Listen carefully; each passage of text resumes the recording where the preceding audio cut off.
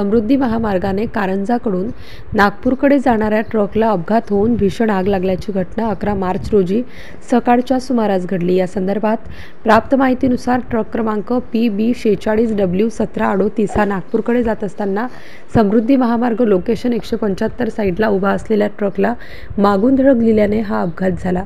सदर ट्रकमध्ये hydrogen monoxide chemical होते। ट्रकची जबरदस्त धडक झाल्याने स्पार्क होऊन ट्रकला भीषण आग लागली। या आगीमध्ये ट्रक पूर्णपणे जळून खाक झाला।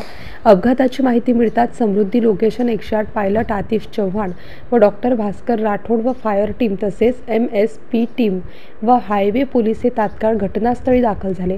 आग जबरदस्त असल्याने तेथील फायरमॅन विलास खानंदे यांनी तात्काळ नगर परिषद अग्निशामक दल कारंजा अधिकारी बाथम यांना पाचारण करून तात्काळ आगीवर नियंत्रण मिळविले।